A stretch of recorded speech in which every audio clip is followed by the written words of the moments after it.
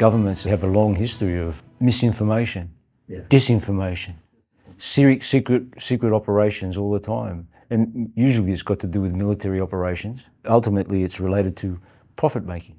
Who wants to make the money out of it? So that's what military serves for. Who's going to make the money? So we have a bigger army, we take the resources and such. So, and we know that there are tunnels built by various governments in Britain and Russia and the United States and who knows where else for leaders, so-called leaders, politicians and the magnates of business or whatever.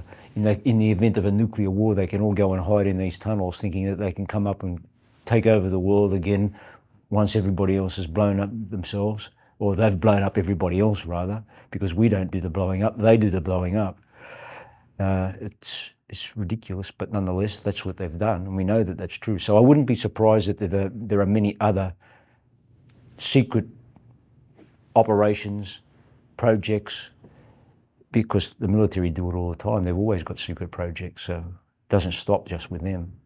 And the scientists, many of them might not even know that they're part of they're being pushed around like pawns in a chess game without realizing it, thinking that they're doing science or doing something meaningful when in fact they're not doing anything except serving the purpose of some other party that's involved.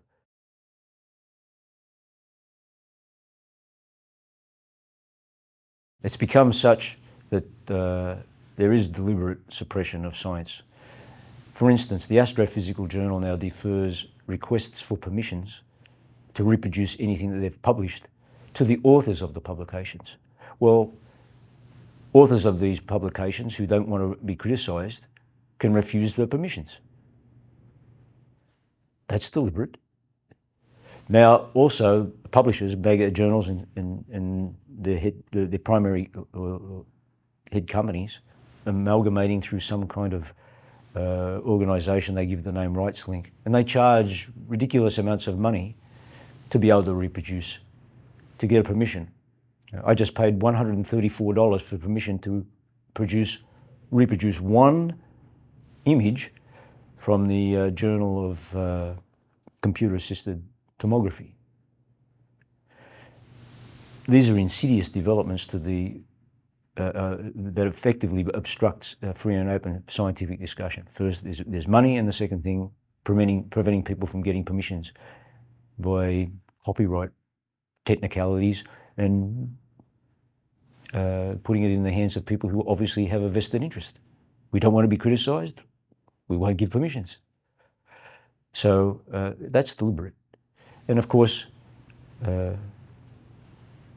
these projects, there's deliberate, although I don't have specific evidence of any specific instances, the general principle is there that with all of this kind of money that's involved, there are people who are interested in the money. And so science takes a back seat. So that's deliberate. So there's a combination here of deliberate things and also people who are ignorant of what's going on around them falling into the game, if you like, and then identifying themselves with that club or system and finding themselves some kind of gratification or social cohesion by being in that group. And so logic goes out the window, and playing the game to keep in the club by the rules of the club so that you can enjoy the privileges, such as travelling around the world on free soirees, nice pension plans, secure employment, and thinking that you're actually doing something good with your life instead of wasting it away, where in fact most of them are wasting it away. And well, that's a hard thing for people to admit. They've been working for 30 years and built their career and all, and it's all rubbish. Turn around and say, oh no, I made a big mistake, I shouldn't have done that, and it's all junk. Well, professors don't like to admit that. And so usually they don't. So they do other things. And what are the other things? Hide the truth. That's usually how it's done. we can't be, we're more than 5 years old, so we know how human beings think and what they do. You know, we don't need to go out there and get specific evidence to prosecute them at the High Court to show that that's been done. No, it's always done, just as politicians do it. It's no different.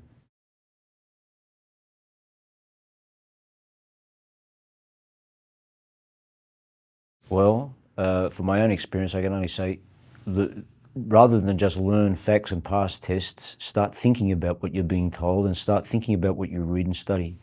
And if you find that there's something that doesn't add up, think about that too, because you may very well be right. And just because 1,000 physicists with Nobel Prizes say it must be true, it doesn't mean it's so. So that's the basic way to approach science. Think about it and be independent. So have some sort of independence of thought. But if you just don't have any independence of thought and run with the crowd or the herd, you will never really make it. So independent thought is fundamental.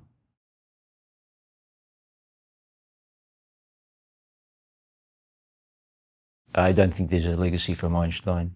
Insofar as relativity is concerned, it will be no legacy from this because it's got nothing to do with reality, and it's a theory that's fundamentally flawed on grounds of logic itself. So it will never hold.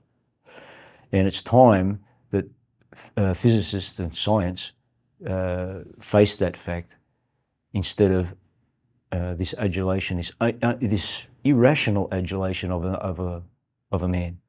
For whatever reason, it's detrimental to science. But I don't see any legacy in relativity. It's untenable. Oliver Heaviside was a great British scientist, and I've had the privilege of seeing unpublished material by Heaviside. They're actually stored in a couple of boxes in the home of a scientist and engineer by the name of Ivor Catt, who's now 81 years old. And I decided to go and visit Ivor Catt last year, and I stayed at his home, and I went through some of the material that he has in these boxes. And they're letters between Heaviside and other scientists and mathematicians of his day, other papers by Heaviside, even his personal effects, such as his old tie. It's all falling to pieces, but it's a tie, and he had it. So I got to see that. And in one of those letters, I saw a number of references by Heaviside in a letter to a mathematician. He was referring to Einstein and talking about Einstein's theory. And there, Heaviside referred to or called Einstein the practical joker. He said, I can't get away from this fellow Einstein, this practical joker. So we had a low opinion of the theory of relativity. And for good reason, because he could see that it was fundamentally flawed. It didn't have any connection with reality. And I think Heaviside actually said that it's Einstein and his twisted emptiness, something like that. Insofar as his theory is concerned, it doesn't make any sense. And so I agree. Heaviside was right. So there is no legacy from Einstein's theory of relativity. Ultimately, it has to go because it's not satisfactory as a scientific theory. Only that reason.